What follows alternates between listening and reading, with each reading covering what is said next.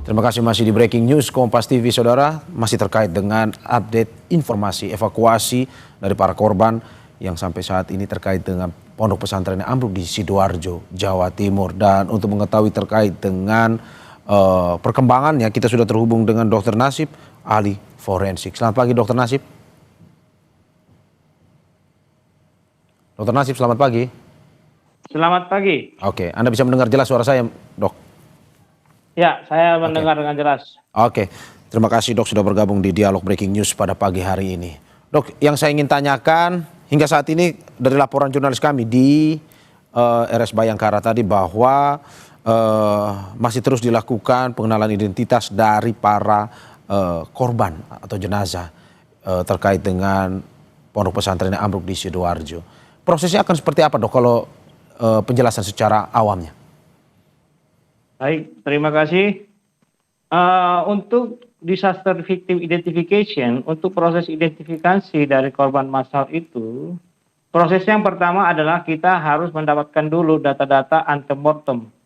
Data antemortem yang dimintai oleh tim nanti kepada keluarga, lalu setelah itu kita cocokkan dengan data postmortem setelah dia mati. Lalu nanti data-data itu akan kita rekonsiliasi, direkonkan dengan keluarga. Lalu setelah itu baru akan dilakukan lagi dengan identifikasi. Maka dia nanti akan rilis dengan teridentifikasi.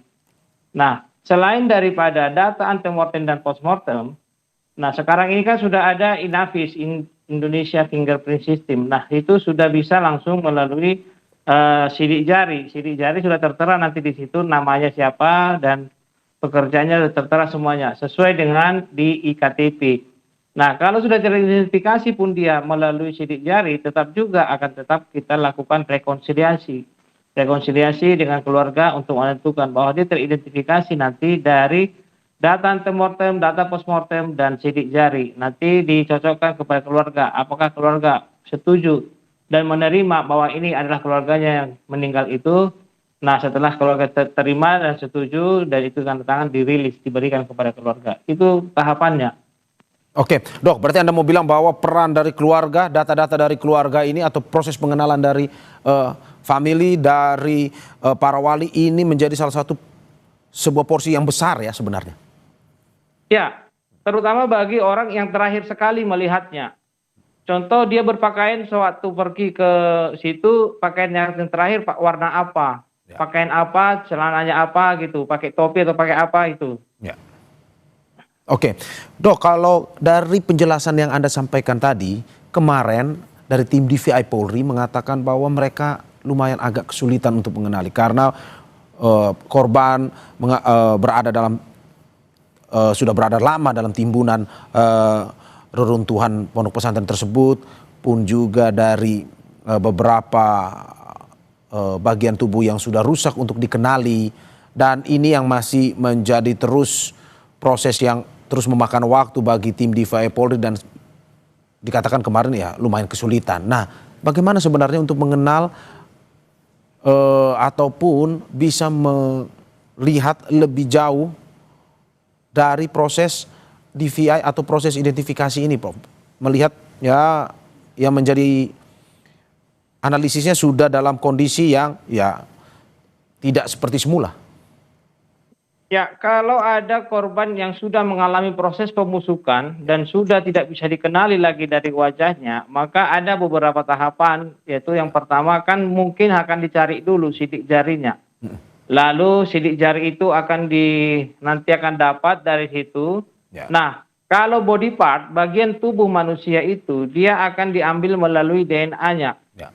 DNA ini bagian tubuh siapa, dicocokkan dengan DNA yang ada menjadi DNA pembanding nantinya. Ya.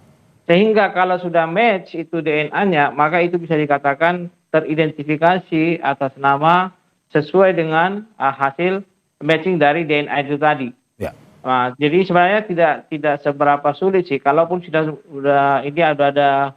udah pasti mengalami proses pembusukan, apalagi wajah mungkin sudah bengkak, ya kalau sudah meninggal seperti ini. Nah, body part pun bagian-bagian tubuh yang terlepas dari tubuh itu akan bisa diidentifikasi juga dengan melakukan identifikasi dengan DNA. Nah ini yang harus bisa dicocokkan, dimetiskan. Lalu nanti akan tetap juga direkonsiliasi dengan keluarga. Oke dok, Anda mau bilang bahwa jika memang sidik jarinya sudah tidak bisa dikenali atau rusak, berarti satu-satunya jalan terakhir adalah pengenalan melalui DNA itu ya? Iya betul, dengan Oke. DNA. Oke, kalau begitu butuh berapa lama sebenarnya dok? Nah, kalau sebenarnya ya, kalau tahapannya kita kan harus melihat bahwa yang pertama sekali kan kalau ada dulu data antemortem, lalu data postmortem, nanti akan direkonsiliasikan dengan keluarga. Nah, kalau sudah membusuk seperti ini, maka atau tidak dapat lagi dikenali dari sidik jari, maka akan dilakukan pemeriksaan DNA. Nah, DNA ini tergantung kepada apa yang mau diperiksakannya, bagian tubuh mana yang mau diambilkan. Nah kan contohnya kalau memang dia hanya contoh kaki, maka diambil adalah tulang pahanya itu akan diambil DNA-nya baru dicocokkan dengan DNA daripada keluarga yang lain yang merasa itu dirinya dari keluarganya. Karena kan tidak semua jenazah itu ada yang utuh dan tidak semua juga yang tidak utuh. Maka yang tidak utuh ini yang akan diambil DNA untuk pembandingnya dengan DNA body part yang tertinggal ini.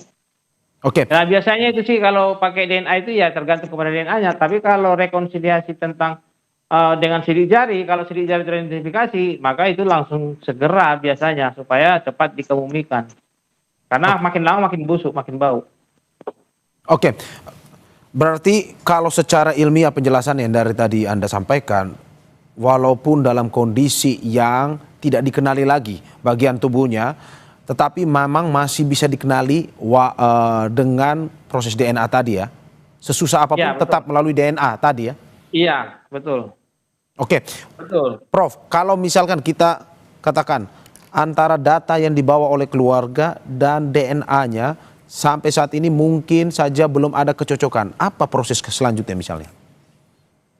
Nah, kalau tidak ada kecocokan dengan DNA ini atau dengan data antemortem itu tadi, direkonsiliasi itulah nanti akan dijelaskan kepada keluarga. Contoh ya, saya bilangkan bahwa hasil pemeriksaan data antemortem yang mengatakan bahwa namanya si A. Dan hasil dari data postmortem tetap namanya si A. Tapi dari data dari DNA, Ya. dia tidak si A. Dan itu diberitahukan kepada si keluarga hasil rekonsiliasinya itu. Nanti kan rekonsiliasi ditemukan dengan keluarga. Ya. Hasilnya data postmortem ini, tapi DNA-nya begini. Bagaimana Bapak Ibu kalau kami sudah meyakini bahwa ini adalah si A. Nah, keluarga terima atau tidak? Nah, kalau dia terima ya ditandatangani teridentifikasi dengan itu. Nah, bisa jadi ketidakcocokan DNA itu mungkin apakah itu tidak anaknya kandung atau bagaimana kita tidak tahu. Ya, ya. Tapi Oke. jelas apakah mereka terima tanda tangan rilis dilepas. Oke, kalau kita berbicara seperti ini, Dok, lebih valid mana sebenarnya? Data antemortem, DNA atau sidik jari sebenarnya? Nah, data yang paling valid itu adalah DNA dan sidik jari. Itu yang data primernya, yang data sekundernya itulah antemortem dan postmortem. Kalau sudah DNA teridentifikasi, DNA itu adalah jaminannya bahwa sudah DNA teridentifikasi sudah. Oke. Karena hampir tidak ada sama DNA di seluruh muka bumi ini belum ada. Walaupun kembar sekalipun tidak bisa. Oke, biasanya Dok kalau kita lebih teknis melihat satu korban atau satu jenazah, untuk pemeriksaan itu butuh waktu berapa lama biasanya Dok untuk mengenalinya? Kalau satu jenazah itu biasanya kita kan data antemortem kan ada timnya antemortem. Ya. Ada tim postmortem. Nah, Ya. postmortem, antemortem itu dimintai keterangannya, postmortem itu paling 4 jam atau 5 jam dilakukan pemeriksaan. Mulai dari hit ke tetu, mulai dari kepala sampai ke kaki, itu nanti diperiksa data postmortem. Nah, itu biasanya 4 sampai 5 jam, bahkan bisa juga sampai 6 jam, tergantung kepada kondisi daripada jenazah ini.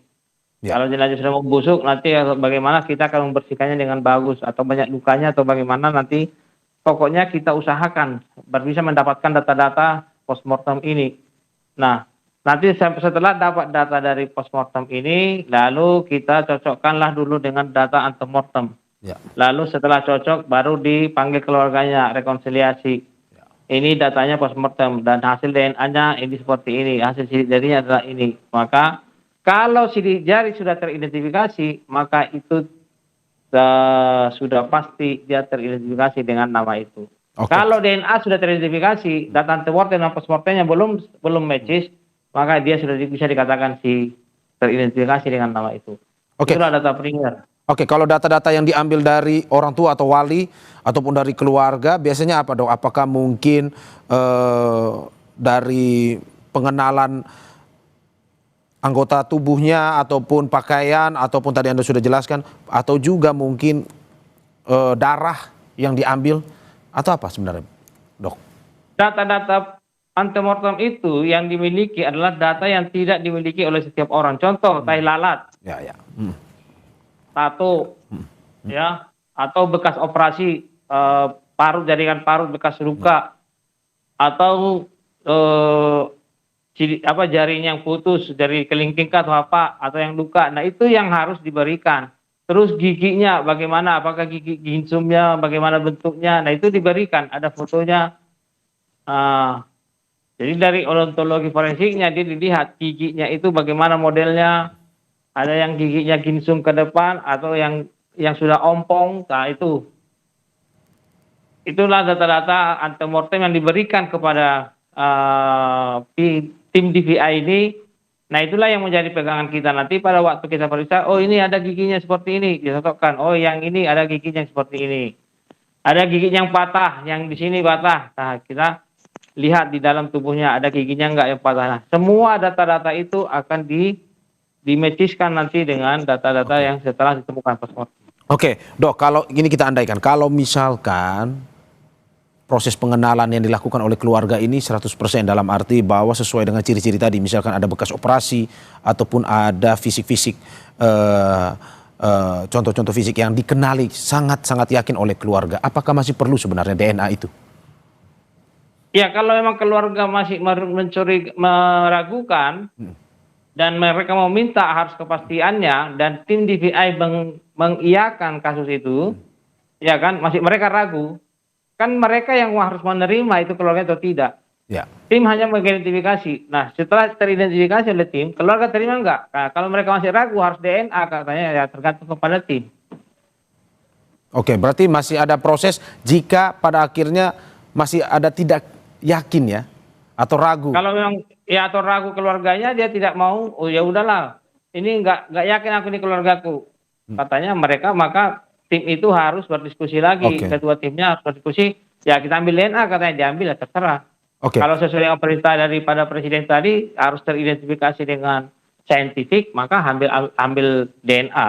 Oke, kalau dari pengalaman Anda, Dok, melihat kasus-kasus seperti ini, misalkan ada pengenalan yang susah ataupun juga dari keluarga samar-samar mengidentifikasi korban, ini seperti apa, Dok, ke depan?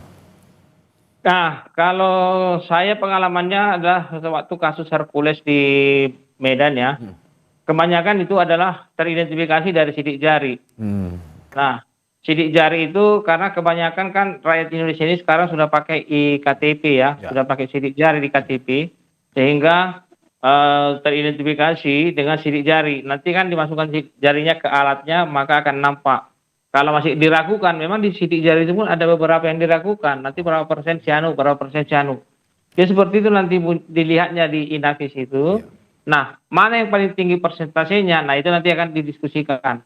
Nah, yang paling susah kita adalah body part memang untuk melakukan identifikasi untuk body part. Body part ini yang paling susah, apalagi di Medan ini untuk pemeriksaan DNA itu masih sulit, harus dikirim ke Jakarta, sehingga sulit kita untuk melakukan. Biasanya kalau keluarga itu kadang keluarga menitipkan ada juga fotonya diberikan sehingga kita melihat.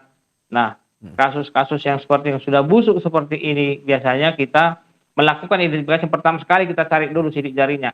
Terkadang kan kalau ada yang sidik jarinya sudah terkelupas karena dia disiram dengan air banyak, waktu itu kan kebakarannya disiram, sehingga kita cari lagi tuh koretannya itu dicari, dicocokkan lagi supaya dapat teridentifikasi. Biasanya paling sulit itu adalah body part yang paling sulit untuk identifikasi.